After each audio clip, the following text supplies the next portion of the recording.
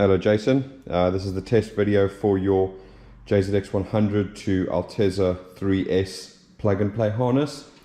So as you can see, all brand new, all heat shrinked up, all concentrically twisted and all labeled up for you. So that you can see Jayson 6 there.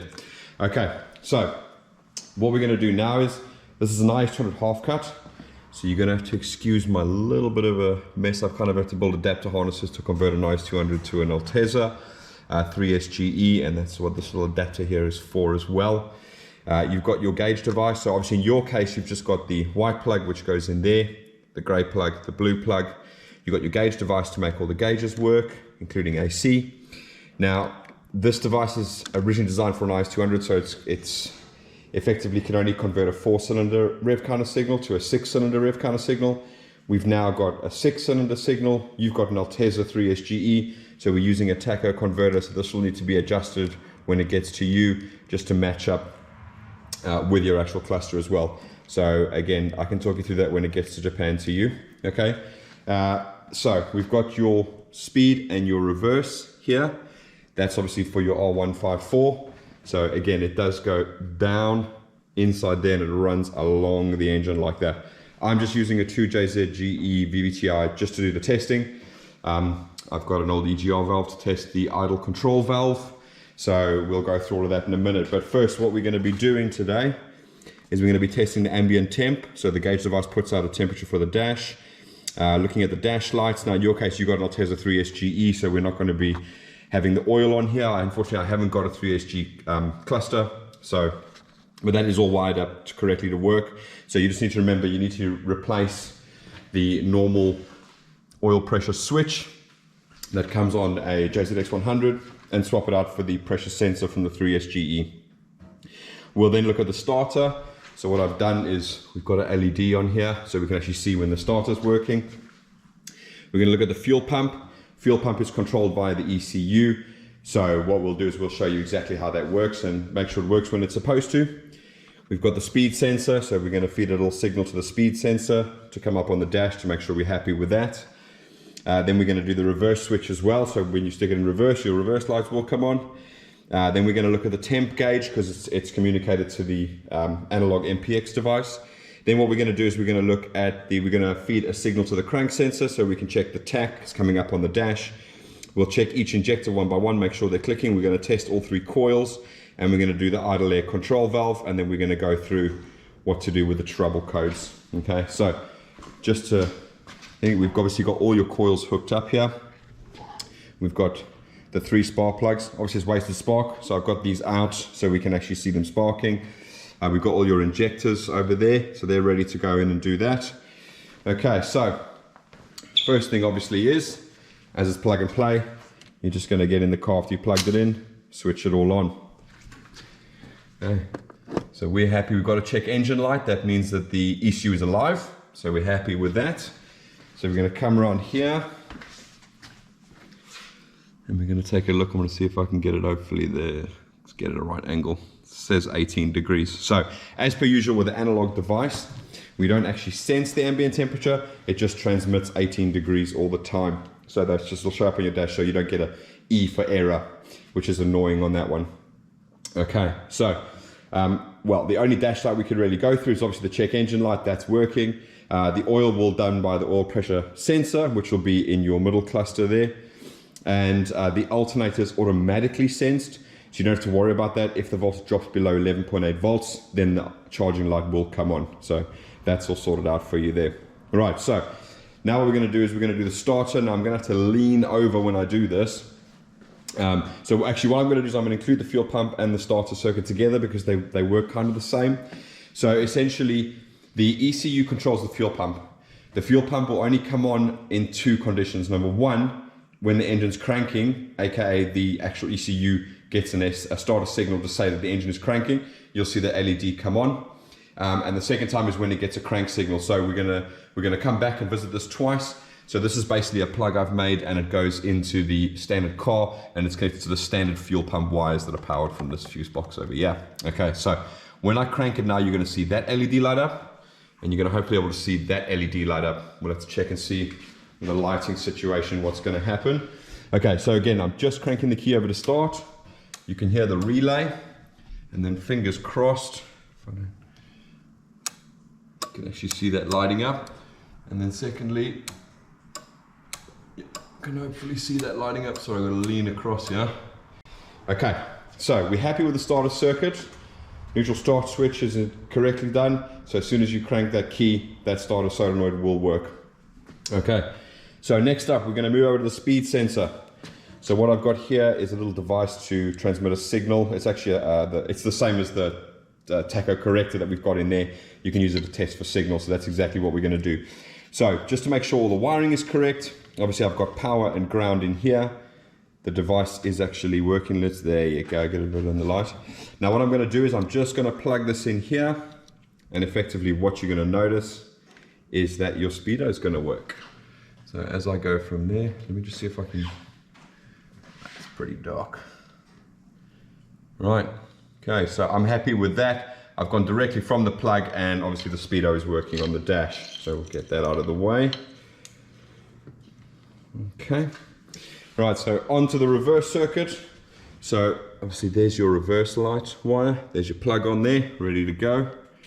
So all I'm going to do is I'm just going to bridge, which is exactly what your gearbox does. So just so you can see, I'm just literally bridging those two wires. And you can hear the buzz. So that's the buzz I use to make sure that the reverse circuit is working as it should do. So I'm happy with that. So we'll get that out of there. Okay, so what we're going to do is we're going to move to the temp gauge now. So obviously you can see the temp gauge is showing empty, and I'm going to have to try my best because the temperature sensor in your one is all the way over the other side. So I'm going to try and see how well I can get this. But, okay, what I'm going to do is, if the temperature sensor, now if you come and look here, you've got your two temperature sensors here. You've got this one, which goes to this ECU. Then you've got this single wire one. So on a JZX100, you've got both of them. You'll have a single wire one, which is a big one, and then you'll have your two wire one, that's for the ECU. Okay, so when I don't earth this, so obviously these are a single wire sensor, they get their earth through the fact that they're bolted into the water neck, which is obviously bolted to the cylinder here. So you'll see what happens, it's gonna shoot to the top. Okay, so that's basically a default setting. If there's no water temperature signal, it'll shoot to the top to indicate to you that there's something wrong. So if your temperature suddenly goes all of a sudden, boom, right to the top, you know you've got a problem with the temperature sensor. Okay, what I'm gonna do now is I'm gonna heat up that temperature sensor, give it a ground on the block, and then come back, and then obviously we'll see that we've actually got a physical temperature showing on there. Okay, so just bear with me while I do that. Going to heat it up, get a good enough heat in there that it'll stay on the dash for a little bit. Just cool down quite quickly. Okay, let's give that an earth, and there you go. So you can see that the temperature is actually sitting, well, just under halfway there. Okay, so how do you do that? Well, I've got a video for you on the analog device. Now this is an analog device because the JZX100 does not have MPX natively built in, so we can't pull the MPX signals or the CAN signals from the ECU to transmit things like water temperature. Now to make this device universal, it doesn't care what temperature sensor you have in there. So again, you can put whatever temperature sensor you want in there, but your JZX100 does come with one as standard. So you can just plug that in, it's got the correct plug on for that one, but it's adjustable. I've got a video for it. So again, what I normally do, get the engine up to temperature. Your fans are controlled by the thermal switch in the radiator. They will come on and off, okay? Once you're happy that it's up to running temperature, you can then jump in here and adjust it. And again, I've got a video, just scroll through our videos, you'll see how to adjust the MPX analog device, okay? Obviously this one, I'll show you, but I put it in the correct mode. Inside here is just a pot resistor, and all you've basically got to do is just twist it. All right, so just make sure that RPM is correct, and you can just adjust it as and when. So it's got a 35% either way. So you're obviously trying to convert a 6-cylinder signal over to a 4-cylinder for your dash. All right. Okay. So that's the reverse switch done. That's the temp gauge done. Okay. So now what we're going to do is we're going to feed a signal into the crank sensor. That's going to fool the ECU to think it's running. Once we do that, we're going to check all the coils, make sure they're sparking. We're going to look at the idle control valve, make sure that's working. We're going to go through each injector one by one, make sure that that is working as well. And then obviously we're going to check the idle control valve. So I'll show you what it looks like now, because now it's in the sort of open position where the pistons move down to let air bypass. As soon as we fire up the thingy, you're actually going to see it move. So I'll show you that before we do that, but I will show you it physically going up and down with that. Once it's running, you will obviously come back and we'll look at the tach on the dash to show that that signal is coming through. We're looking at the fuel pump, which is this LED over here. We'll come back and look at that. So that should be lit up as we get a tach signal, because that's when the ECU is happy to keep the pump running. Once that's all done, we'll go through how to read the trouble codes. And obviously we'll send you a little pack via email or messenger with all those codes, so you can test that over. So let's just get this going. Okay, so similar device, just altered slightly to work for our setup. So if you give me a second, I'm just going to put that into test mode.